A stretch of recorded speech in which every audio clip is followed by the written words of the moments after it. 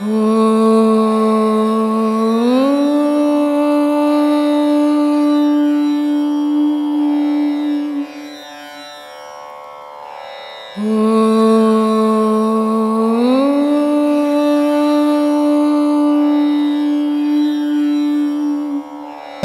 எல்லாம் பார்த்துருப்பீங்க. எங்கே பார்த்தாலும் எந்த கோயிலில் பார்த்தாலும் முதல் கடவுள் பிள்ளையாரை வச்சுருப்பாங்க. இது என்ன பிள்ளையாரை வச்சுக்கிறாங்க? பெரிய பெரிய கடவுள்லாம் உள்ளுக்குது. அதை விட்டுட்டு இதை முதல் கடவுள்ன்றான். எந்த பூஜை போட்டாலும் முதல்லன்றான். இப்போ ஒரு முதலமைச்சரை நீ போய் பார்க்கணும்னு விருப்பப்பட்டுட்டேன். ஆனால் இந்த முதலமைச்சரை நீ பார்க்கணுன்னா முதல்ல நீ யாரை பார்க்கணும்? நேராக போய் நான் முதலமைச்சரை பார்க்க போகிறேங்க, நான் விடுவானா உன்னை? விடமாட்டான். முதல்ல நீ வட்ட செயலாளரை பார்க்கணும், அப்புறம் பகுதி செயலாளரை பார்க்கணும், அப்புறம் மாவட்ட செயலாளரை பார்க்கணும், அப்புறம் முதலமைச்சரை பார்க்க முடியும். அப்போது வட்ட செயலாளர் மாதிரி உட்காந்துங்கிறார் பிள்ளையார் உடம்புல. முதல்ல அவர் அனுமதி கொடுத்தா தான் நீ அடுத்த இடத்துக்கு போக முடியும். அப்போ முதல் இருக்கிறது கடவுள். ஒரு குழந்தை பிறக்கும்போது ஒரு கோயிலில் போனீங்கன்னா நமச்சிவாயா அப்படின்னு எழுதியிருக்கும் இல்லையா? யான்றது கீழே வந்துடுச்சு, நான்றது மேலே வந்துச்சு கோயிலில் பார்த்தீங்கன்னா. ஆனால் அது இயற்கையில் மேலே இருக்குதா கீழே இருக்குதான்னு நீங்கள் சிந்திச்சு பார்த்தீங்கன்னா தெரியும். ஒரு குழந்தை பிறக்கும்போது கால் வருதா முதல்ல, தலை வருதா முதல்ல? ஒரு குழந்தை பூமியில் பிறக்கப்போதுப்பா, அதுக்கு கால் வருதா முதல்ல, தலை வருதா முதல்ல? தலை தானே வருது. அப்போது யா வந்து கீழே தானே வரணும். யான்றது பொருவ மையம். குழந்தை முதல்ல தலை வந்தது, ஏன் முதல்ல மேலே தானே இருக்கணும்? ஏன் மேலே போட்ட? தப்பு தானே அது. இதெல்லாம் யோசிக்கிறது கிடையாது. இதெல்லாம் எந்த மகானும் சொல்கிறதும் கிடையாது. இதெல்லாம் சிந்திச்சா தான் தெரியும். ஒரு குழந்தையினுடைய உடலில் இருக்கிறது அது. நமச்சிவாயா. நமச்சிவாயா என்ன? நான் மண், மானா தண்ணி, யானா சீனா நெருப்பு, யானா வானா காற்று, யானா ஆகாயம். அப்போ நமச்சிவாயா, ஒரு நமச்சிவாயா சொன்னால் எடுபடுமா? எடுபடாது. அதுக்கு வேல்யூ கிடையாது. ஏன்னா அது உடலினுடைய கூரை சொன்ன, உயிரினுடைய கூரை சொல்லலை. நீ ஓம் நமச்சிவாயா அப்படின்னா உடலும் உயிரும் சேர்ந்த மந்திரம் அது. அப்போது இந்த ஓம் நமச்சிவாயா எப்படி இருக்குன்னா தலைகீழே இருக்குது. இது யாரும் பேசுறதும் இல்லை, சொல்கிறதும் இல்லை, இதை தெரிஞ்சுக்கிறதும் இல்லை இல்லையா? ஆனால் போனீங்கன்னா ஓம் நமச்சிவாயான்னு படிச்சிடுறீங்க. ஆனால் அது தலைகீழே இருக்குது. இப்போ உலகத்தில் எத்தனையோ மதங்கள் இருக்குது, எத்தனையோ கடவுள் வழிபாடுகள் இருக்குது. ஆனால் இந்த ஓம்ன்ற ஒரே ஒரு வார்த்தை எந்த மதத்துக்கும் இல்லைன்னா அது உயிரற்ற மதம். செயற்கையால் செய்து வச்சுக்கிறது மதம், இயற்கையால் இருக்கிறது ஓம். ஒரு விதையை போய் மண்ணில் நடுங்க, அந்த விதை முளைச்சி வரும்போது பார்த்தீங்கன்னா ஓம் வடிவல் தான் முளைச்சி வரும். ஒரு குழந்தையினுடைய கர்ப்பத்தில், இப்போ தாயினுடைய கர்ப்பத்தில் குழந்தை இருக்கும்போது இருக்கிறத பாருங்க, ஓமனுடைய வடிவல் தான் அந்த குழந்தை கர்ப்பத்தில். அப்போது ஓம்ன்றது இயற்கை, மீதி மதங்கள் செயற்கை. ஆனால் உண்மையை உணர மறுக்கிறான் மனுஷன். அதனால இவன் உண்மையை தெரிஞ்சுக்க முடியாமையே போயிடுறான். எண்ணிப்பார், உன் தாய் வயத்தில் வேற மதத்தினுடைய தாய் வயத்தில் பார், அந்த குழந்தை வேற மாதிரி இருக்குதான்னு பார். உலகத்தில் இருக்கிற அத்தனை தாய் வயத்துலேயும் அந்த குழந்தை ஓம் வடிவல் தான் இருக்கும். அந்த இம்மு தான் தொப்புள், அந்த குழந்தை மாவடிவல் தான் இருக்கும். அந்த இம்மு வைக்கிறது தான் தொப்புள் கொடி. அது இல்லாத வேற மதம் வேற மாதிரி குழந்தை பிறகுதுங்கன்னு காட்டுங்க பார்க்கலாம். காட்ட முடியாது. ஏன்னா மதங்கள் என்றது இன்னைக்கு தோன்றியது, அது எந்த காலத்தில் வேணா மாறிக்கினே இருக்கும். மனுஷன்ற உலகம் உள்ள ஒன்று தான், ஒரே பொருள் தான் இருக்குது. நீர் ஓணும் மனுஷனுக்கு, நெருப்பு ஓணும், காற்று ஓணும், ஆகாயம் ஓணும், பூமி ஓணும். எந்த மதமாக இருந்துட்டு போ. அப்போ கடவுள் என்றது எந்த பொருள் அப்படின்னா இந்த 5 பஞ்சபூதம் தான். இந்த 5 பஞ்சபூதம் தனியாக இருக்கிற வரைக்கும் மனுஷன். இந்த 5 பஞ்சபூதத்தை சேர்த்தான்னா ஞானி. ஞானி ஆனான்னா அடுத்த ஸ்டெப் அவனுக்கு கடவுள். இந்த யோகம்ன்றது என்னன்னா இந்த 5ஐயும் சேர்க்கறது தான் யோகம். சேர்த்துட்டா ஞானம், ஞானம் பெற்றா இந்த கடவுள். இதுதாங்க யோகம். உன்னுடைய பார்வையை விரிவுபடுத்தினா மனம் ஒடுங்காது. உன்னுடைய பார்வையை உன்னுடைய பேச்சுக்குள்ளவே நிறுத்தினா மனம் ஒடுங்கும். உன்னுடைய பார்வையை உன் பொண்டாட்டிக்கு, உன் தாய்க்கு, உன் அண்ணனுக்கு, உன் தம்பிக்கு கொடுத்துட்டீங்கன்னா உன் மனம் ஒடுங்காது. அதனால தான் சொல்லியிருந்தேன், மனம் மனத்தினில் ஒடுங்கி. மனம் சாகணும் நான் சொல்லவே இல்லை, எப்பவுமே இது வரைக்கும் சொன்னதே கிடையாது. ஏன்னா மனம் செத்தா மனுஷன் செத்துருவான். மனம்தான் மனுஷன், மனுஷன் தான் மனம். அதனால மனம் செத்தா மனுஷன் செத்து போயிடும். அதனால மனம் சாகணும் நான் எங்கேயுமே சொல்லவே இல்லை. அதை அடக்கு, அமைதியோட வாழ்வ. அதை விட்டையா ஆரவாரத்தில் போயிடுவ, அந்தமாயிடுவ. இதை தான் சொல்லிங்கிறேன். அதனால சொன்னேன், மனம் மனத்தினில் ஒடுங்கி மாயை எல்லாம் நீக்கி தூய ஒளி கிளம்பி என் துன்பம் எல்லாம் தீர்த்து தாயை காட்டி தந்தையோடும் சேரவும் அருள் புரிய வேண்டும்னு. ஏன்னா எனக்கு தாய் தெரிஞ்சாதான் எனக்கு அப்பன் யாருன்னே தெரியும். சுயமாக எந்த பிள்ளையால இவர் தான் எங்கள் அப்பன்னு எடுக்க முடியாது. ஆனால் தாயை எடுத்துருவான். ஆனால் தகப்பனை எடுக்க முடியாது. தாய் சொல்லாத ஒரு தகப்பன் தெரியவே தெரியாது. அதனால் சொன்னேன், தாயை காட்டி தந்தையோடும் சேரவும் அருள் புரிய வேண்டும். எனக்கு அம்மா இருந்தால் தான் எங்கள் அப்பங்கிட்ட சேர்க்க முடியும். அதனால் சக்தி இருந்தால் தான் சிவத்தோடு போய் சேர முடியும். ஜீவன் இருந்தால் தான் ஆன்மாவோட சேர முடியும். இதுதான் அதனுடைய மறைக்குது. மறைக்கும் போது அது கிரகணமாகுது. அதை மறைப்பை விட்டு வெளியே வரும்போது இயற்கையாகுது. அப்போது இதுக்கும் நமக்கும் சம்மந்தமே கிடையாது. சில பேர் சொல்லுவான், அந்த பொண்ணு வீட்டுக்கு நாங்கள் பெரிய புள்ளி ஆகிடுச்சுங்க, அங்கே சாப்பிட்லாமா, தீட்டு இல்லையா? அதெல்லாம் கிடையாது. தீட்டுன்றது எங்கே இருக்குதுன்னா உன் மனத்தில் இருக்குது தீட்டு. அந்த மனத்தில் இருக்கிற தீட்டை நீ தூக்கி போட்டீங்கன்னா தீட்டுன்றதே கிடையாது. ஏன் தீட்டுன்றதே கிடையாதுன்னா, உங்கள் அம்மாவுக்கு 10 மாதம் தீட்டு போயிருந்தா நீ இருக்க மாட்டேன். அப்போ மொத்த தீட்டு முழுமையாக நீ உட்காந்து தீட்டுன்னு வெளியே சொன்ன எங்கப்பா தீட்டு சொல்லு? யோசிக்க வேணாவா? இன்றைக்கி ஒவ்வொரு தாய்மார்களும் அவங்கவுங்க பொண்ணுங்களை எட்டுன்னு குழந்தை நிற்கலை.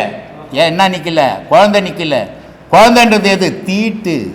அந்த தீட்டு நிற்கலைன்னு ஒவ்வொரு டாக்டர்கிட்ட 5 லட்சம் 10 லட்சம் கொடுத்து வைத்தியம் பார்த்துன்னுக்குறான். அப்போது 10 மாதத்தினுடைய தீட்டு தான் மந்திரம் சொல்லுது. 10 மாதத்தினுடைய தீட்டு தான் ஞானி ஆகுது. 10 மாதத்தினுடைய தீட்டு தான் அஞ்ஞானி ஆகுது. 10 மாதத்தினுடைய தீட்டு தான் யோகியாக இருக்குது. அப்போது தீட்டுன்னு ஒரு பொருள் இல்லைன்னா உருவோன்ற ஒரு பொருள் இருக்காது. அதனால் இந்த கிரகணம் பிடிக்குது. அன்றைக்கி கூட அந்த சிங்கப்பூர்லேருந்து ஒருத்தர் வந்தவர் கேட்டார், சாமி சந்திர கிரகணம் பிடிக்குது, நான் சாப்பிடலாம். நான் சாப்பிட்டு வந்தேன்பான்னேன். ஏன்னா நான் எதுக்கும் கட்டுப்பட்டவன் கிடையாது. அதனால தான் நான் என்கிட்ட உபதேசம் வாங்கும்போது முன்னெல்லாம் என்ன பண்ணுறேன், ஒரு கயிறு கூட உடம்புல இருக்கக்கூடாது.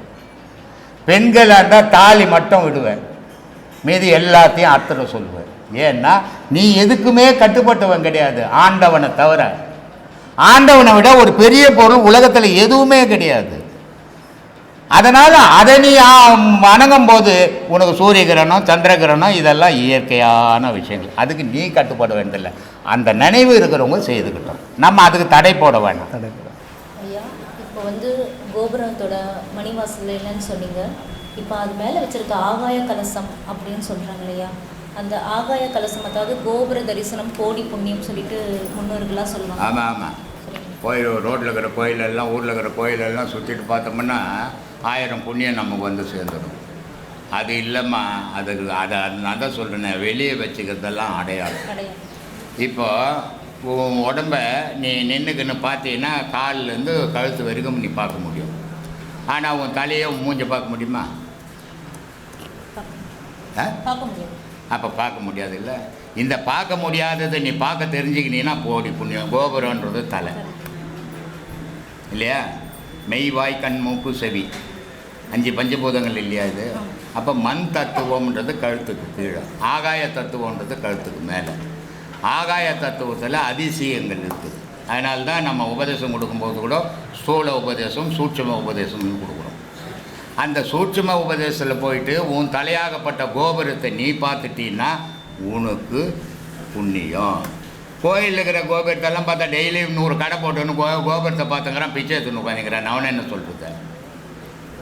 கோபுரம்ன்றதை எல்லாமே வெளியே வச்சுக்கிறதெல்லாம் அடையாளம். அதனால தான் சொன்னான், ஊன் உடல் உருக்கி உள்ளுள் பிரிக்கி கல்ல புனல் நீக்கி கருத்தோடு இருப்பவருக்கு தெல்ல தெளிவான பரஞ்சோதி தோன்றுமே.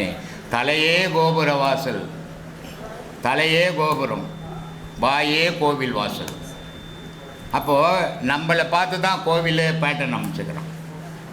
அப்போ நம்ம தலையை சுற்றணும். இப்போ நிறைய பேர் போய் கிரிவலம் வருவாங்க.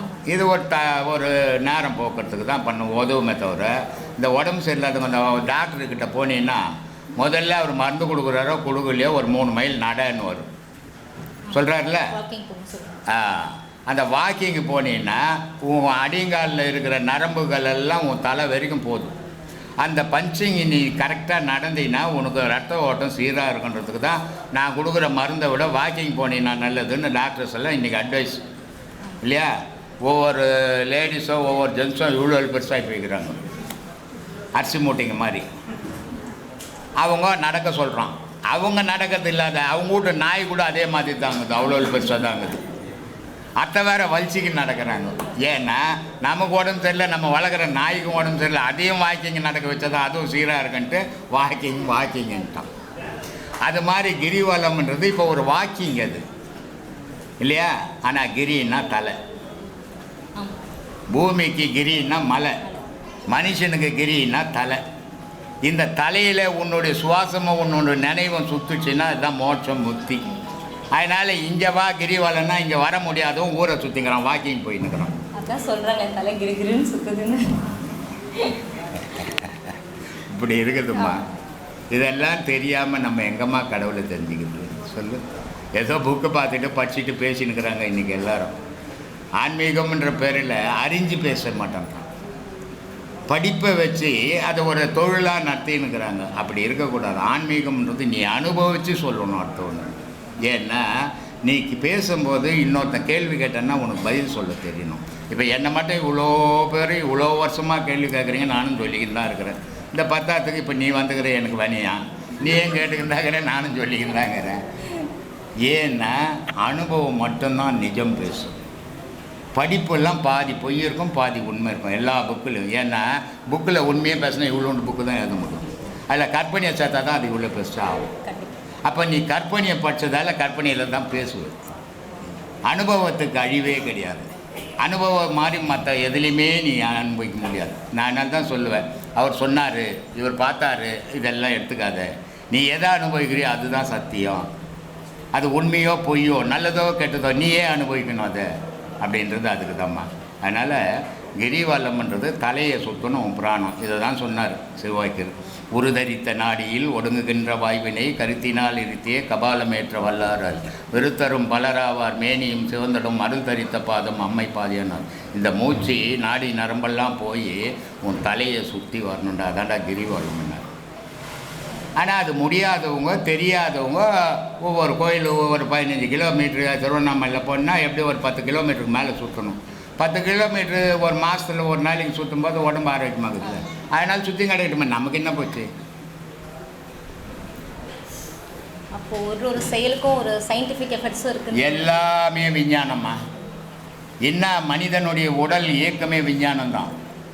ஆனால் அந்த விஞ்ஞானம் என்ன, விஞ்ஞானன்ற பேர் வர்றதுக்கு முன்னே அதுக்கு மெஞ்ஞானன்ற பேர் வந்தது இல்லையா. விஞ்ஞானம்ன்றது ஒரு 1000 வருஷம் தானே ஆச்சு. 1000 வருஷத்துக்கு முன்னே மெஞ்ஞானம் தானே இருந்தது. மெஞ்ஞானத்தில் எல்லா விஞ்ஞானத்தையும் கண்டுபிடிச்சிட்டான். ஆனால் இன்னும் விஞ்ஞானம் முழுமை பெறலை, மெஞ்ஞானம் முழுமை பெற்றது. இப்போ 1000 வருஷமாச்சு விஞ்ஞானம் வளர்ந்து. இன்றைக்கி நம்ம சொல்கிறோம் ஞாயிறு திங்கள் செவ்வாய் புதன் வியாழன் வெள்ளி சனின்றோம். இது ஞாயிறுனா இது, திங்கள்னா இது, செவ்வாய்னா இது, புதன் என்ன இதுன்னு மனிதன் இன்றைக்கி ஒரு சந்திக்க முடியாத காலத்தில் எழுதி வச்சுட்டான் இல்லை. ஆனால் விஞ்ஞானம் வளர்ந்த 1000 வருஷம் தான். அதை பொய்ன்னு ஆக்கவே முடியல. ஒரே ஒரு விஷயம் என்னன்னா, விஞ்ஞானத்துக்கும் மெஞ்ஞானத்துக்கும் எல்லாத்துலேயும் அடையாளம் காட்டின்னு உட்காந்துப்பான். மெஞ்ஞானத்தில் அடையாளம் காட்ட முடியும், அனுபவிக்க முடியும். அப்படி அனுபவித்து செவ்வாய் கிரகம் எப்படி இருக்குது, திங்கள் என்ன சந்திரன், ஞாயிறு என்ன சூரியனிட்டு அன்றைக்கே நமக்கு நாட்களை வகுத்து கொடுத்தோம் எத்தனையோ காலத்துக்கு முன்னே. நம்ம உடலினுடைய இயக்கமே இப்போ கையை நான் என் மனசு நினச்சா ஆடுது, காலை என் மனசு நினச்சா ஆடுது இல்லை. அப்போது இந்த கையை வெட்டி தனியாக வச்சுட்டு நான் நினச்சா ஆடுமா? ஆடாது. அதே மாதிரி மலையில் இருக்கிற கல் அதுக்கு உயிர் உண்டு. அந்த மலையை விட்டு உடைச்சி எடுத்துன்னு வந்து நீ சிலையாக செய்தாலும் அது வாசப்படி கல்லாக செய்தாலும் அதுக்கு உயிர் கிடையாது, அதுக்கு வளர்ச்சி கிடையாது. அதை தான் கோவில்களில் சிலையாக செய்து வச்சுக்கிறான். மனிதனுடைய உருவத்தை தான் சிலையாக செய்து வச்சுக்கிறான். அதே நேரத்தில் விஞ்ஞானம்ன்றது ஆதி காலத்திலே முழுமையாக கண்டுபிடிச்சிட்டான். ஒரு கிரகத்தினுடைய செயல் என்ன, ஞாயிற்றுக்கிழமைன்னா சூரியனுடைய செயல் என்ன, திங்கக்கிழமைன்னா சந்திரனுடைய செயல் என்ன, வேலைக்கிழமைன்னா அதனுடைய செயல் என்ன, செவ்வாய்க்கிழமைன்னா அது முருகருக்கு உகந்த நாள், அது என்ன செய். அப்போது வானசாஸ்திரம்ன்ட்டு முன்கூட்டியே எழுதிட்டான். அந்த வானசாஸ்திரத்தை தான் இன்றைக்கி விஞ்ஞானம் ஆராய்ச்சின்னு. அப்போது விஞ்ஞானத்துக்கு முன்னாடியே மெஞ்ஞானம் முழுமை பெற்றது. மெஞ்ஞானம்ன்றது அது கடலளவு, விஞ்ஞானம்ன்றது ஒரு கையளவு தான். இதை ரொம்ப அழகாக அவை பிராட்டி சொல்லும். கற்றது கைமண்ணளவு, கல்லாதது உலகளவுன்னா. விஞ்ஞானம் பண்ணி இப்போ தான் கற்றுக்கணும் ஒன்று ஒன்றா சொல்லிக்கின்னு இருக்குது. ஆனால் நம்ம கற்றுக்க முடியாததெல்லாம் முன்னாடியே மெஞ்ஞானம் சொல்லிட்டு போயிடுச்சு. அதனால் மெஞ்ஞானத்தினுடைய வலிமை விஞ்ஞானத்துக்கு கிடையாது.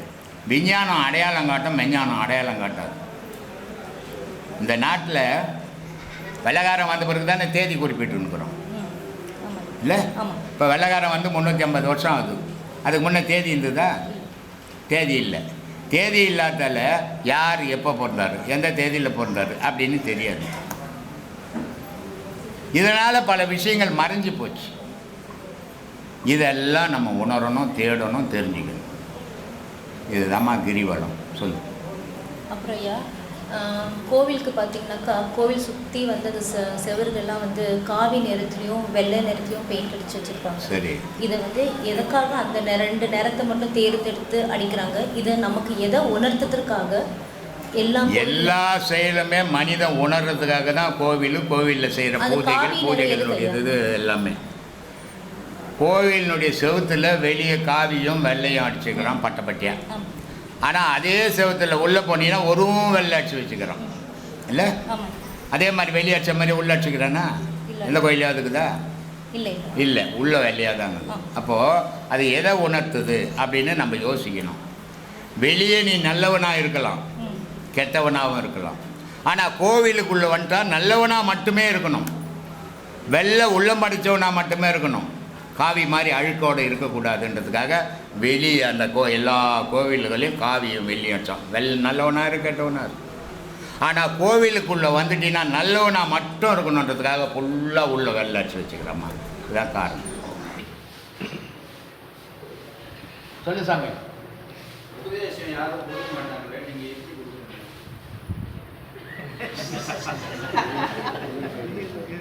என்னவா? உபதேசம் யாரும் கொடுக்க மாட்டாங்க சாமி. சரி, சரி, என்னோட சீனியர் இருக்கட்டும், நல்லா இருக்கட்டும். ஆனால் இவங்க வந்து உபதேசம் கொடுக்குறது இல்லை. சரி, நீங்கள் எப்படி இது மாதிரி உபதேசம் பண்ணுவோம்? இல்லை, ஞானத்தில் 2 விஷயம் இருக்குது. சுயநல ஞானம், பொதுநல ஞானம் 2 இருக்குது. நான் தெரிஞ்சுக்கினேன், என்னோட நான் போயிட்டேன். நான் ஏன் இவ்வளோ கஷ்டப்பட்டு சம்பாதிச்சதை அடுத்தவங்க கொடுக்கணும் அப்படின்ற சுயநலம் நான் தெரிஞ்சுக்கினேன். திருமூலர் சொல்லுவார், யான் பற்றி இன்பம் மையகம் பண்ணுறது. அது மாதிரி நான் தெரிஞ்சுக்கிட்ட உலகம் தெரிஞ்சுக்கிட்டது என்ன மாதிரி ஆகும். புரிஞ்சிச்சா? புரிஞ்சுதா இல்லையா சாமி? புரியுது. அவங்க ஏன் அந்த மாதிரி மரமாக இருக்கிறாங்க? ஏன் சொல்லணும் உனக்கு? இப்போ நீ கஷ்டப்பட்டு சம்பாதிச்சு கோடியாக சேர்த்து வச்சுட்டு வச்சுட்டு நீ ஏன் ஊருக்கெல்லாம் கொடுக்கணும்? அதனால் நான் சம்பாதிச்சு நானே சாப்பிட்டுக்கிறேன். சில பேர் என்ன பண்ணுறான், நான் சாப்பிட்டேன், நான் சம்பாதிச்சேன், இருந்தாலும் அதை 10 பேர் கொடுக்கும்போது எனக்கு பணக்காரன்ற ஒரு பேர் கிடைக்குது, தர்மவான்னு ஒரு பேர் கிடைக்குது அப்படின்னு கொடுக்குறான். நீ கொடுக்க மாட்டேன்ற. ஒருத்தன் கொடுக்குறான். அவர் எங்கேருந்து வர்றார் தெரியுமா? அண்ணா நகர்லேருந்து வர்றார். என்ன அவர் பார்த்ததே கிடையாது. போன காந்தி ஜெயந்தி அன்றைக்கி வந்துக்கிறார். இவங்க 2 பேர் இங்கே இருந்தாங்க. இவர் வராருன்னு தெரிஞ்சோன்னு நான் சொன்னேன், இது திறந்துருக்கட்டும்பா, ஒருத்தர் வராரு புதுசாக, அவர் கோயிலெலாம் காட்டுங்க. பார்த்தார், என்னையும் பார்க்கல, எதுவும் தெரியாது, என்கிட்ட பேசவும் இல்லை. 50,000 செக்கு கொடுத்துட்டு போயிட்டார். ஏன் கொடுத்தாரு? ஏன் கொடுக்கணும் அவர்? நீங்கள் எவ்வளோ கொடுத்தா? அப்போ அதான் அந்த மாதிரி ஞானி நீ, என்ன மாதிரி ஞானி அவர். இவ்வளோதான் வித்தியாசம்.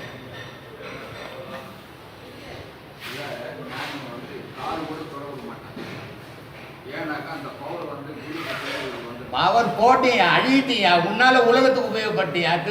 ராமானுஜர் சொல்றாரு, ஐயா ஒரு கதை சொல்றேன் கேளு, முட்டாள் காணாது. அப்புறம் நீ என்னடா ஞானி? நீ ஒரு திருவள்ளுவர் சொல்றார், ஐயா நான் பெரிய படிப்பாளி அப்படின்றார். கூட முட்டாள்ன்றார். உலகத்தில் இருக்கிற எல்லா படிப்பும் நான் ஃபஸ்ட்டு சாமின்றார். திருவள்ளுவர் சொல்கிறார் நீ முட்டாள்றான்றார். யோ என்னையே இவ்வளோ சொல்கிறேன், எல்லாத்தையும் படிச்சுட்டு நான் என்ற முட்டாள் என்றேன். எப்பயா நான் படிப்பாளி? நீ கற்ற கல்வியை பிறருக்கு கொடுக்குறப்பார், அன்னைக்கு தான்டா நீ கல்வியாளன்றார். அவன் சொல்லணும் உன்னை கல்வியாளன்ட்டு, நீ ஏன் சொல்லிக்கூடாது? அவன் சொல்லணும் அந்த கல்வியாளர்கிட்ட கற்றுக்கினேன் நான், அன்னைக்கு தான் நீ கல்வியாளன்டான்ற. அதே மாதிரி ஒருத்தன் போகிறான், நான் பெரிய பணக்காரியா, உலகத்தில் இருக்கிற எல்லாத்தையும் என்னால் வாங்க முடியும், போட பிச்சைக்காரன்றார். அப்போ நான் எப்பயா பணக்காரன்றார்? உங்கள்கிட்ட இருக்கிறதெல்லாம் நீ அடுத்தவனு கொடுத்து அடுத்தவன் சொல்கிறான் பாரு, அந்த பணக்காரர் கொடுத்தான்னு சொல்கிறார் பாரு, அன்றைக்கி தான்டா நீ பணக்காரன். அந்த மாதிரி எதையும் தானம் பண்ணுற மனம் இருக்கணும், அவன் தான் இறைவனாட சேருவான். ராமானுஜர் சொல்கிறார், அவருடைய குருக்கிட்ட போய் சொர்க்கத்துக்கு போகிறதுக்கு எனக்கு மந்திரம் சொல்லிக் கொடு சாமின்றார். சொல்லிக் கொடுக்க மாட்டேன், தெத்துறார். 2வது வாட்டி போகிறார், தெத்துறார். இவரும் அவரை விட்டப்பாடா இல்லை. 3வது வாட்டி போகிறார். சரி என்ன பண்ணுறது, எத்தனை வாட்டி வரான்னு சொல்லி கொடுத்துட்டார். அவர் ஒரு வார்த்தை சொல்கிறார், இதை வெளியே சொல்லக்கூடாது, சொன்னீங்கன்னா உன் தலை சுக்குநூறாக வச்சிடும் அப்படின்னு குரு சொல்லி அனுப்புகிறார். சரின்ட்டு வந்துட்டார். வந்த உடனே ஸ்ரீபெரும்புதூர் கோபுரத்தில் ஏறிக்கினார். ஊர் ஜனங்களே ஓடியாங்க, சொர்க்கத்துக்கு போகிறதுக்கு வழி சொல்கிறேன்றார். கூட இருக்கிறவன் சொல்கிறான், என்னடா குரு சொன்னார், அதுக்கான சொன்னான் தலை வச்சுட்டுன்னு சொன்னார், நீ எல்லாருக்கும் சொல்கிறேன்டி என்றார். அப்போ ராமானுஜர் சொன்னார், தலை வெடித்தா ஒரு தலை தானே வெடியும், இவ்வளோ பேர் சொர்க்கத்துக்கு போவாங்கல்ல அப்படின்னு. பாவத்தை அனுபவிச்சா என்னால் தானே முடியும், நீங்கள்லாம் புண்ணியத்துக்கு போவீங்களா?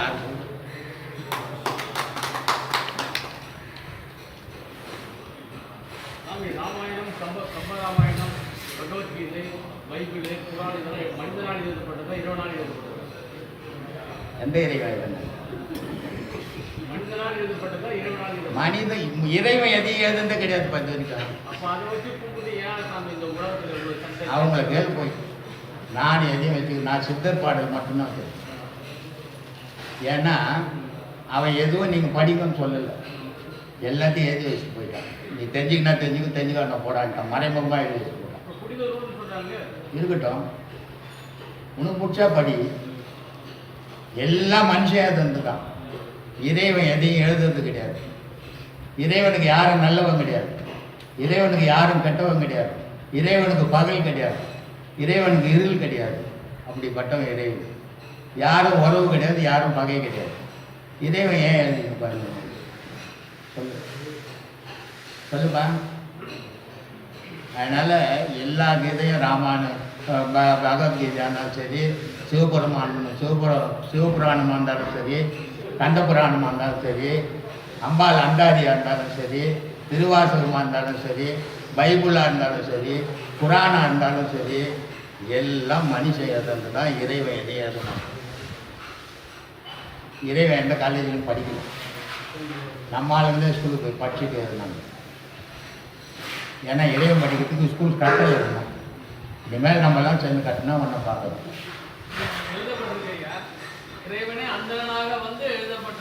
இறைவனே நீ தானே, இறைவனே நீ தானே. யார் இறைவன்? இறைவன் ஒரு சுயநலவாதி. இறைவன் ஒரு சுயநலவாதிப்பா. உன்னை படைக்கலன்னா அவர் கேட்டாத்தமா ஏகன் அநேகன்னு. அவன் ஏகனவே இருந்துட்டு போயிருக்கலாம். ஏன் அநேகனா படிச்சாரு? அவனை பற்றியே நீ பேசணும், அதுக்காக உன்னை படிச்சாரு. அவனுக்கு ஒரு சுயநலம் இல்லையா? இப்போ நான் பேசணும், நான் யாருன்னு உங்களுக்குலாம் தெரியணும். எனக்கு ஒரு சுயநலம். எல்லாரும் சுயநலத்தில் தான் வாழறோம், யாரும் பொது நலத்தில் வாழல. அப்போ இறைவன் எனக்குள்ள தான் இருக்கிறோம். அடைஞ்சால் எல்லாராலையும் எழுதிட முடியாது. திருவாசகத்தை சிவபெருமானே இவர் சொல்ல அவர் எழுத அப்படின்னு போட்டுக்கினாங்க இல்லையா? சிவபெருமானே சொல்லுவார, நான் தென்னாட்டு சிவன் வடநாட்டு சிவன். அவர் அதில் போட்டு வச்சுக்கிறது. எப்படி போட்டு வச்சுக்கணும்? எப்படிப்பா போட்டு வச்சுக்கணும்? இறைவன் ஒருவன், அப்புறம் நான் தென்னாட்டு கோத்தன் வடநாட்டு கோத்தன் தான் போடுவான். இதெல்லாம் இந்த மனுஷன் பண்ணுற தவறுகள், மிகைப்படுத்திக்கிறது. மகாபாரதம் உண்மை, கற்பனை கதை கிடையாது. எல்லாம் நிஜம். 50% நிஜம் பண்ணால் 50% புனைச்சல் சேர்த்துக்கணும். இது மாதிரி எல்லாமே வந்து 10% உண்மைன்னா அது கூட 20% பொய்யை காட்டு மிகைப்பட்டு காட்டுது. அதனால அவரு பரி நரின்றார். பரின்னா என்ன, தறி நரின்னா என்ன சாமி திருவாசகத்தை சொல்ல,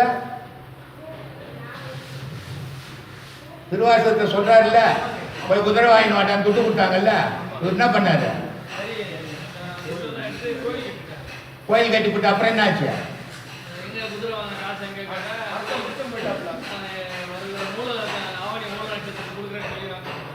அது ஏன் நரியாச்சு பரியாச்சு, நரின்னானா பரின்னானா சொல்லுங்க சாமி. ஏன்னா திருவாசகம் நிறைய கேட்டுக்கிறீங்களா?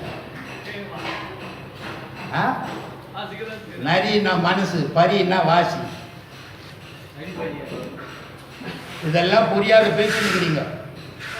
நரின்னா மனசு சாமி, தந்திரம் முடிச்சது இது. பரின்னா வாசி,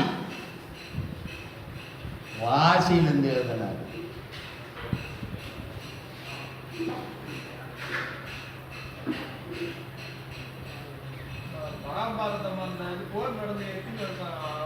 நான் எழுதி வைக்கிறேன்.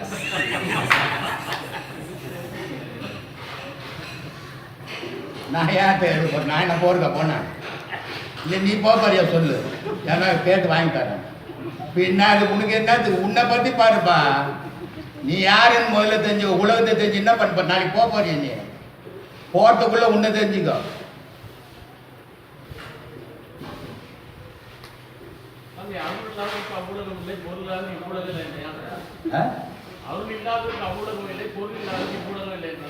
இங்க துட்டு இல்லைன்னா உன்னை எவனும் செய்ய மாட்டான்.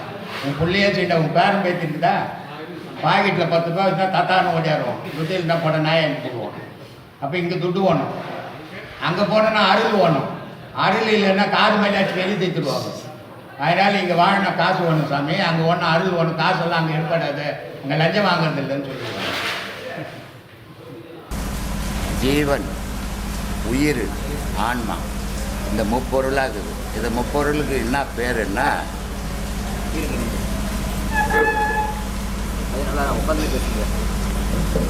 இந்த முப்பொருளுக்கு என்ன பேருன்னா ஹகாரம், உகாரம், மகாரம்னு பேர். ஹகாரம்னா இடுப்பில் இருக்கிற விந்து சக்தி, மகாரம்னா தொப்புலேருந்து கிளம்புற மூச்சு சக்தி, உகாரம்னா உச்சியிலேருந்து வர சப்தம். இந்த விஞ்ஞானத்தில் சொல்லுவாங்க நியூட்ரான், புரோட்டான், எலக்ட்ரான். இது 3 சேர்ந்தால் அணு. இந்த அணு தான் இந்த உலகத்தை இயக்குது. அதே 3 தான் இந்த உடலையும் இயக்குது. அந்த அணு தான் இயக்குது. இங்கே கடவுள்ன்ற பேச்சுக்கே இடம் கிடையாது. அந்த நெருப்பு, அந்த காற்று, அந்த சத்தம், இது 3 தான் இயக்குது. இது 3 தான் ஜீவன், உயிர், ஆன்மான்னு சொல்கிறோம். இந்த 3 தனித்தனியாக இருக்கிற வரைக்கும் மனிதனாக இயங்குகிறோம். இந்த 3 ஒன்று சேர்ந்தால் கடவுள் நிலைக்கு உயர்றோம்.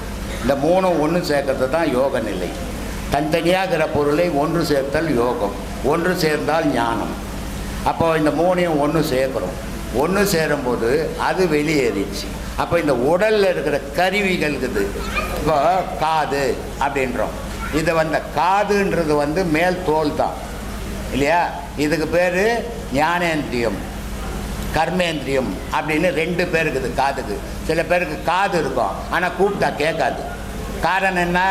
கர்மேந்திரியம் இருக்குது, உள்ளே இருக்கிற மைக்கு இல்லை, ஞானேந்திரியம் இல்லை. கண்ணு இருக்குது, ஆனால் பார்வை இல்லை. இது கர்மேந்திரியம் பார்க்கறது, உள்ளே இருக்கிறது ஞானேந்திரியம். உள்ளே இருக்கிற பொருள் எடுத்தால் தான் கண்ணு தெரியும் இல்லையா?